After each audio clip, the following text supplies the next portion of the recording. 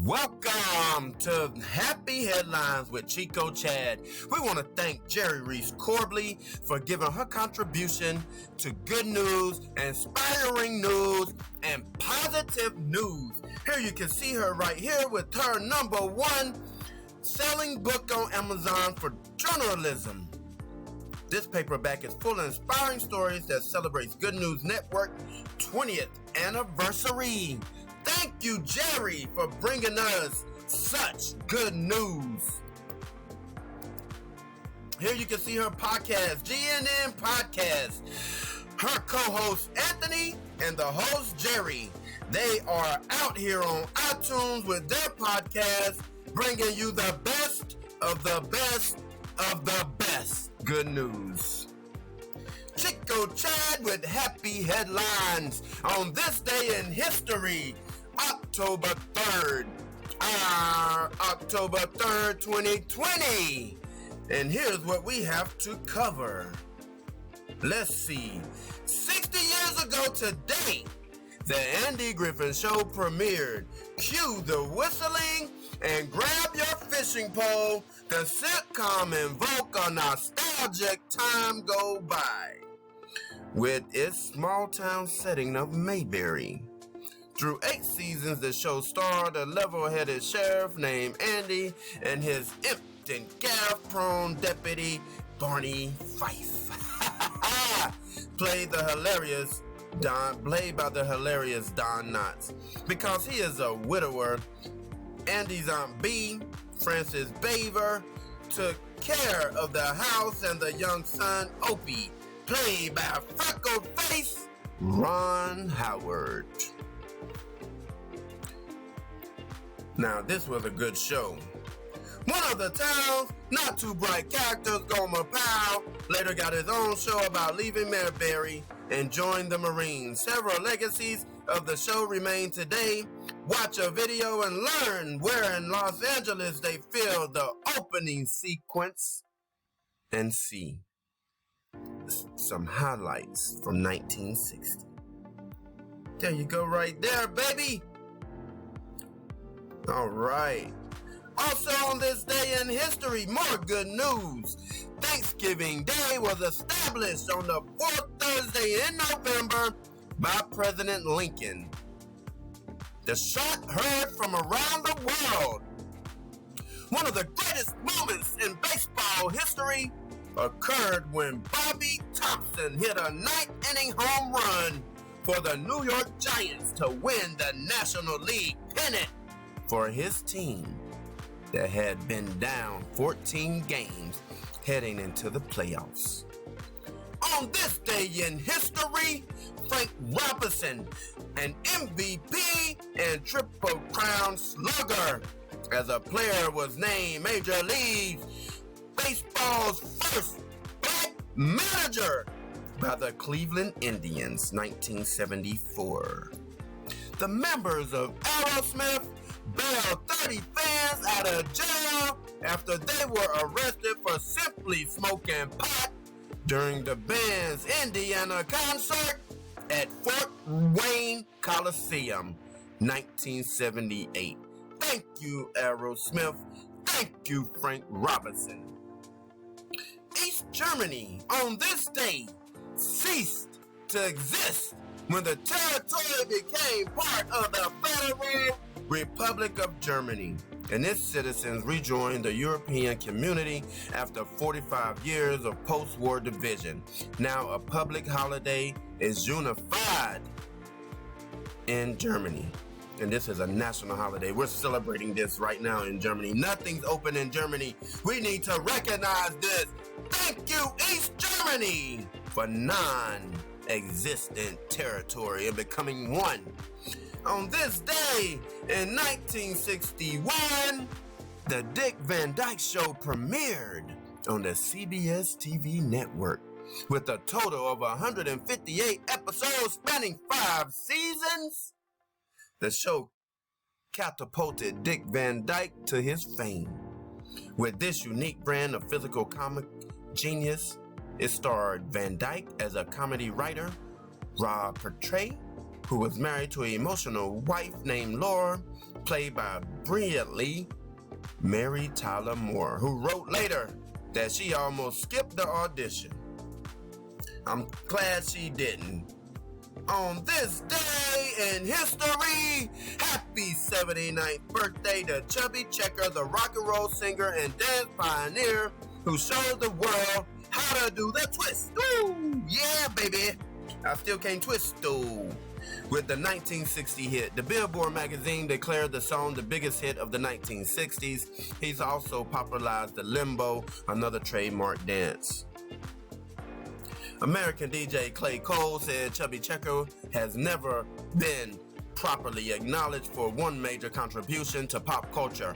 Chubby and the Twist got adults out and onto the dance floor for the first time before the Twist dance phenomenon. Grown-ups did not dance to teenage music. How about that? Thank you, Chubby Checker, for getting the adults on the floor and dancing to teenage music. You did it, man. You did it. Happy 71st birthday on this day in history to Lindsey Buckingham, the American songwriter and singer and musician best known as the lead guitarist and vocalist in Fleetwood Mac. Oh man, that is nice. In addition to his 30-year tenure and induction to the Rock and Roll Hall of Fame with Fleetwood Mac, Buckingham has released 6 solo albums and 3 live albums. Rolling Stone magazine ranked him 100 on their list of 100 greatest guitarists of all time. Thank you, Lindsey Buckingham.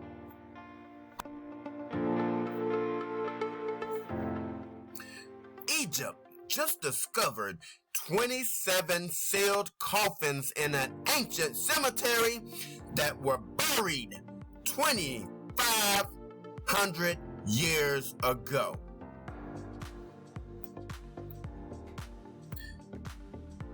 The most exciting part of being Egyptologist, though it is an initial analysis, shows these caskets, thought to be more than 2,500 years old, have not been opened since they were buried.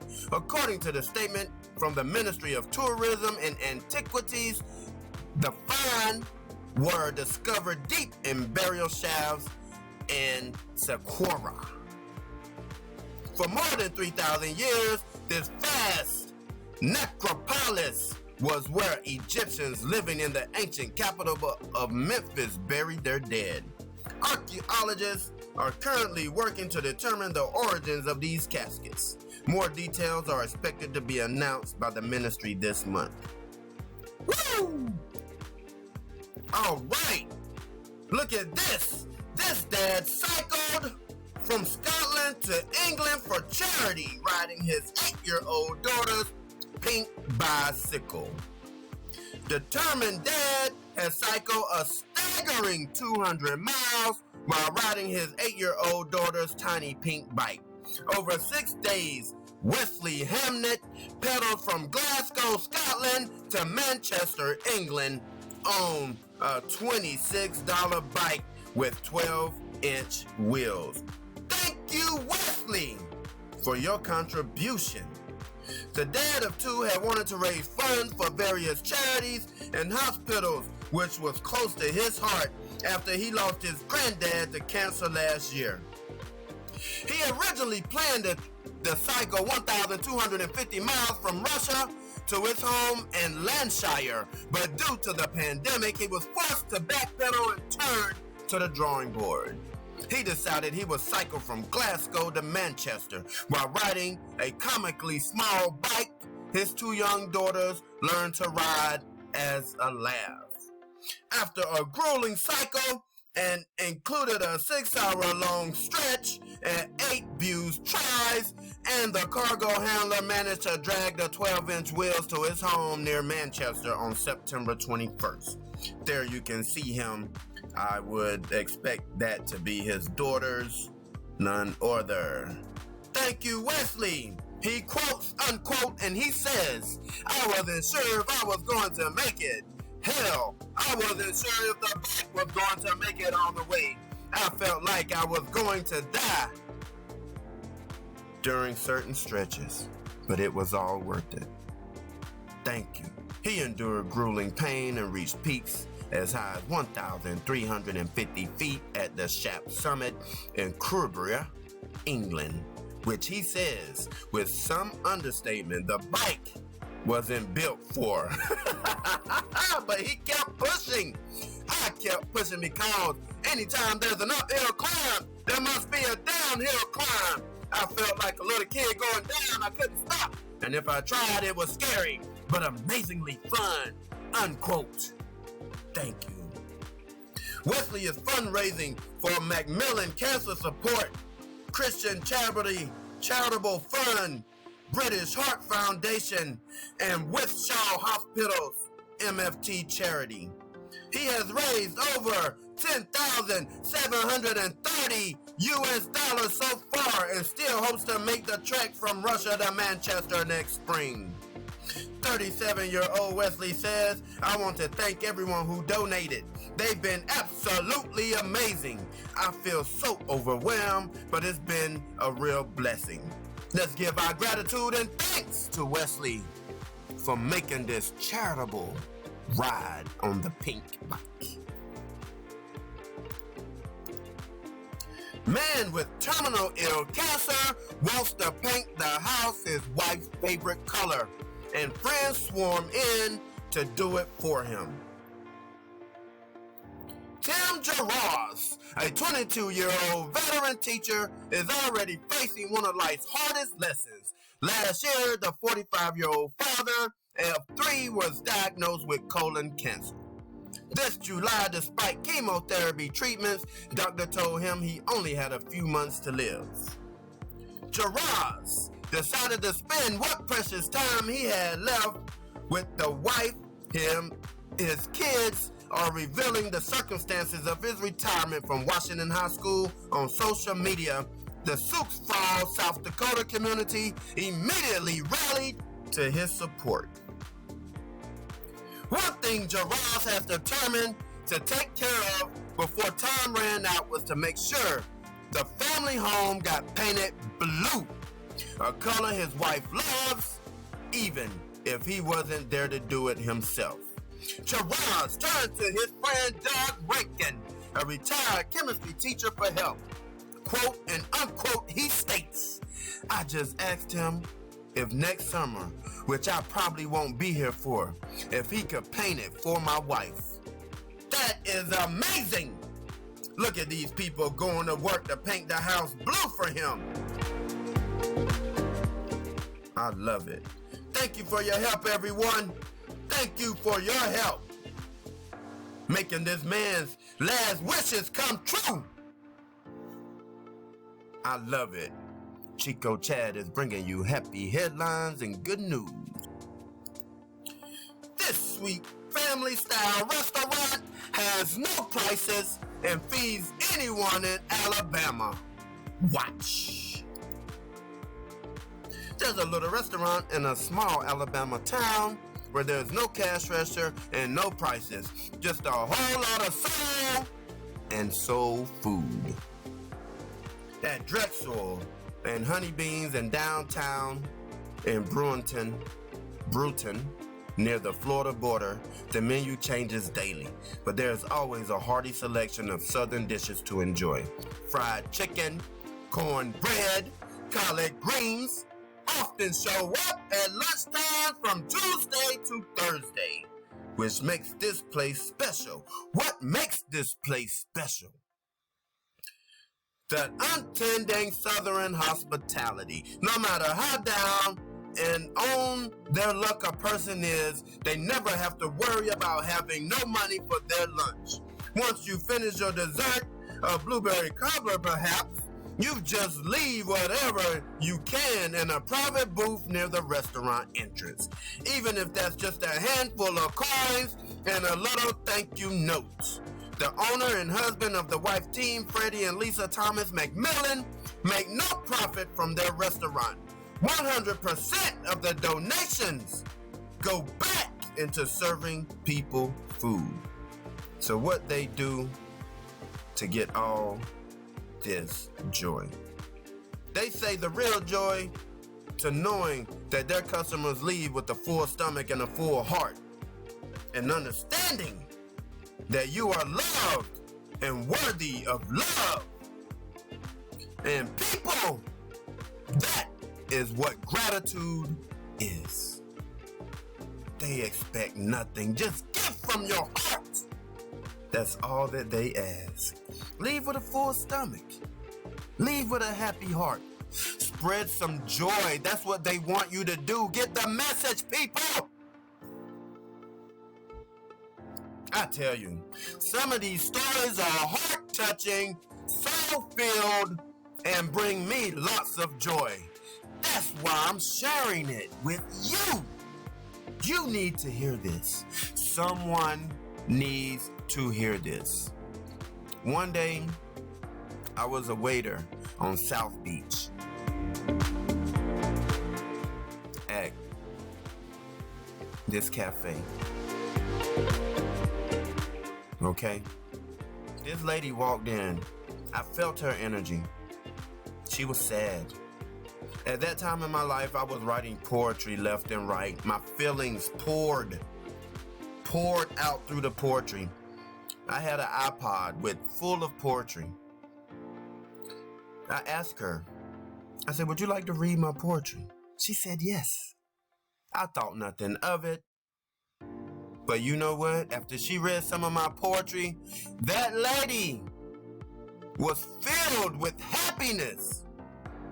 And I was happy that I could just make one person happy that day, that week, that month, that year. That's all I cared about after she told me that it changed her. I was at News Cafe on 8th Street and Ocean Drive during the day, mid-afternoon. I could just feel this lady's energy. I changed her life that day, and I hope that I can change your life by bringing you some good news also. Man repays his debt to English family who saved him from a life of poverty, selling peanuts for $1 a day.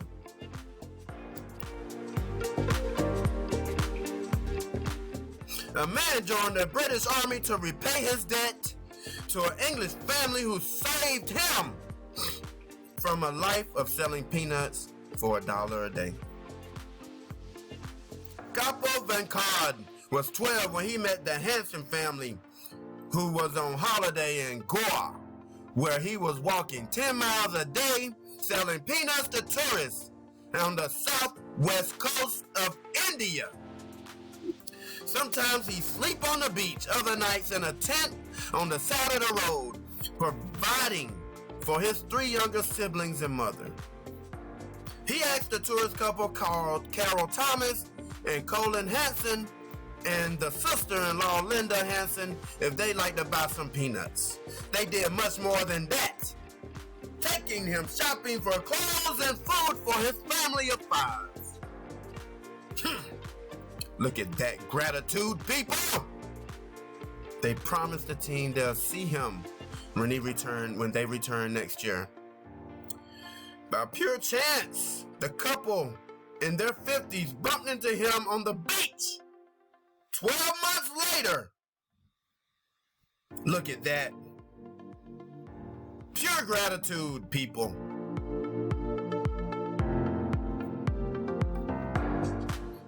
Some of these stories are heartwarming and soul fulfilling. And I hope that you get something out of it. The gratitude that is showed by these people are unbelievable. People have helped me in my life, and I don't even know where they are right now. I want to help people. That's why I'm giving back. That's why I'm doing this. This is my way of giving gratitude.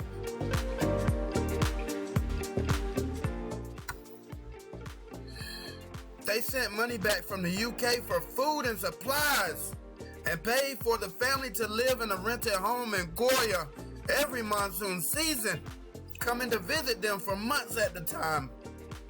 It was a stark improvement for his mother, who was scavenged for plastic bags to sell for rupees, and it allowed the kids to go back to school.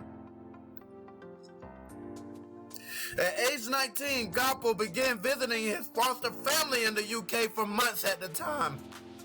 And on one trip, he joined the local cricket team for a match at the Al-Scott Army Brigade's barracks. It was there that he asked if he considered joining the British Army. And Gopal leapt at the chance to repay the people and country who saved him. 10 years later, now 35, he lives in Mansfield, Nottinghamshire, with his wife Jasmine and their 7-year-old daughter, who feels like the luckiest kid in the world. Here they are, people. This man gave back. His family helped him. This is gratitude. This is what the world needs, people. This is what the world needs. Happy headlines from Chico Chad. I know I don't look happy right now, but I am. These are tears of joy. I'm not sad at all. I am not sad. It just brings great joy to my heart to see stories like this, and just makes me wonder, who needs to promote this? I do. Chico Chad needs to promote this. Chico Chad needs to get this good word out to people. Our next story of happy headlines: Washington man rescues 2.4 million pounds of the farmers' crops going to waste, gets them to food banks across the state. When George Ahern heard that the farmers in Washington state were giving away onions and potatoes they suddenly couldn't sell, his instinct for goodwill led him on a journey that would lead to the rescue of 200 tons of vegetables arriving in food banks to support people in need. The breakdown of the farm supply chains and customers due to COVID-19 shutdowns means crops were destroyed and left to rot. In a rural Washington, farmers knew that if they could get the crops to food banks in Seattle, it would certainly be preferable. Inspired by the farmer's plight, Ahern asked on Facebook to borrow someone's truck or trailer for the day, a haul of 2,000 pounds of restaurant-grade onions and potatoes. The response to his altruistic post was dramatic, and soon 4 trucks and 2 trailers were hauled 9.3 tons of crops grown in the East to feed hungry people in the West. Thank you so much. The voluntary act of kindness grew into a nonprofit organization called Eastwood Food Rescue. It has served over 2.4 million pounds of food from fields, which were amassing enough donations to help compensate farmers for their loss. The whole thing started because of COVID. Nancy Balin, one of the people who responded to Ahern's initial request, told the Seattle Times she now helps direct the program. Look at that. Look at that heart-shaped potato. That is love right there, people. That is love.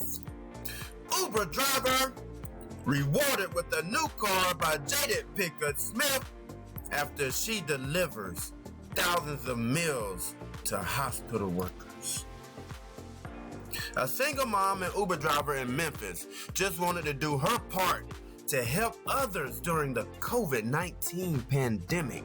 And now, thanks to a famous celebrity, she's been rewarded handsomely for her generosity. When Tammy Smith gave an exhausted nurse a ride home a couple of months ago, she felt inspired to show her gratitude. So she started buying and delivering meals to the frontline workers. Over the past 2 months, she has delivered thousands of lunches and dinners to exhausted doctors and nurses in her local hospital. Up to 60 meals on some days. She started raising money so she could deliver even more, which resulted in tens of thousands of dollars contributed and 3,500 meals dropped off every day for nearly 3 months. A local news station praised her efforts, and the story spread even further, with the New York Post and London's Daily Mail recognizing her selfless work. Tammy was thrilled because more publicity meant more donations, which meant she could do more for the hospital workers. On Mother's Day, the mom of two was invited to be featured on Jada Pinkett Smith's web show, Red Table Talk. She was happy to be getting more attention for her cause, but what happened next was more than she could have dreamed of. The actress and wife of Will Smith wanted to give the special donation. Quote, unquote, she says, "We want to purchase you an eco-friendly car, a brand new one for Mother's Day," Jada Pinkett Smith said. "I have never known such generosity in my whole entire life," Tammy told WMC News 5. In March, when the stay-at-home orders began in Tennessee, Tammy's rideshare business took a significant hit. Her car troubles made things even more uncertain. Kind of like a box of chocolates. "I never knew what I was going to get when I started the car," Tammy said, quote and unquote, adding that she expects that better fuel economy of the new car purchased by the Smith Family Foundation will help her get back on her feet more quickly. Meanwhile, Tammy is still putting others first, making deliveries every night. If you would like to support her generous work, please visit her GoFundMe campaign here. She is also accepting donations via Venmo at Tara Rivera 26 and PayPal westwrestling@gmail.com. Thank you, Tammy. Thank you, Smith Family Foundation, for making this gratitude purchase. Gratitude, being thankful, doing what's right is doing what's right. For my last and final story of happy headlines, a black protester is a hero after carrying injured white counter-protester to safety. It is not black versus white. Look at that. Look at that. We saved a life today. It's not about black versus white. It's everyone versus the racists. We had each other's back and protected those who needed us. Shout out to the Mandan. A Black Lives Matter protester is being held as a hero after he came to the rescue of a counter-protester who was injured in an anti-racism rally in London. Patrick Hutchinson's face has been featured on news outlets around the world since he was photographed carrying the far-right demonstrator to safety during the protest near Waterloo Bridge this weekend. Hutchinson says it had been the first anti-racism gathering that he had attended since the movement gained worldwide traction following the death of George Floyd. Let's just give a moment of silence to all the people that died at the hands of wrongdoing. Although the event was meant to be peaceful, the police reform fights broke out in London after counter-protesters gathered in opposition to the rally. It was pretty hectic, Hutchinson told Bloomberg Quick Take in the interview below. It was almost like a stampede. It was lots of people. quote unquote. After Hutchinson and his friends joined the rally, he witnessed a white demonstrator fall to the ground following a violent altercation between the protesters and counter-protesters. Since the man was surrounded by people, he was unable to get up from the fetal position. His life was under threat, quote unquote, Hutchinson recalled. I sort of just thought, well, if he stays there, he's not gonna make it. He picked this man up and brought him to safety, people. Look at that. Look at that. Thank you. As Hutchinson's friends formed a protective ring around the injured man, Hutchinson hoisted him on his shoulders and carried him away from the crowd. Hutchinson then passed the injured man off to nearby police officers who thanked him for his courageous actions. Thank you, Hutchinson. Thank you for your generosity, for your gratitude, for standing up to do the right thing. And because of you, I'm bringing your story to happy headlines by Chico Chad. And I want everyone to have a wonderful day and not forget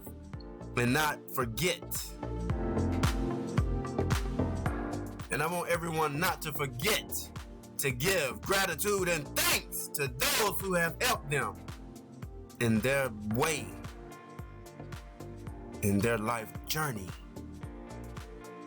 Thank you. Have a blessed day.